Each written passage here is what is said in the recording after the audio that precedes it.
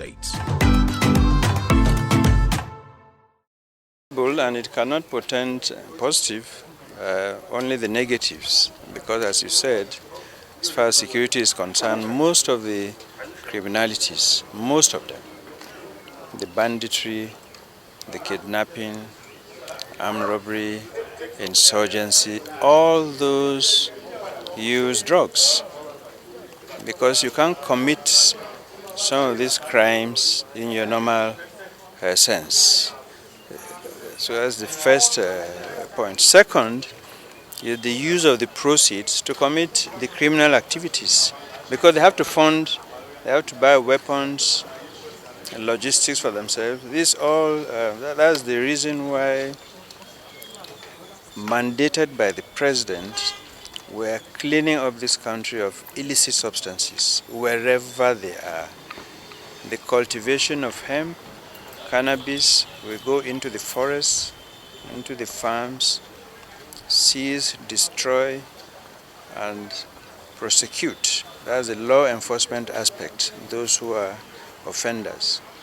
We block all the imports and exports of drugs.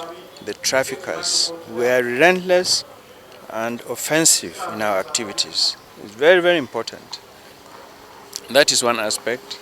And then, of course, the second equally important aspect is the drug demand reduction, where we face the consumers through advocacy, counseling, and we collaborate with other agencies of government, education, NAFDAC, Customs, Ministry of Health, towards counseling, treatment, and aftercare.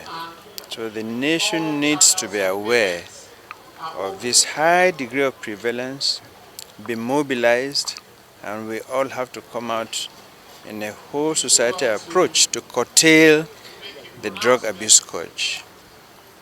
In Southwest, sir, how far are we winning the war, sir? Definitely, definitely. Every single kilogram of cannabis, of methamphetamine, or heroin, or cocaine, which we seize or destroy, as the case may be, depending on the court for future orders, is 1 kilogram less on the streets. So that's already ongoing, and the advocacy is picking up. We're going to go down to all the communities. There has to be a fresh structure for war against drug abuse. So definitely there's progress. Definitely there's progress. Many thanks, sir. Thank you very much. States.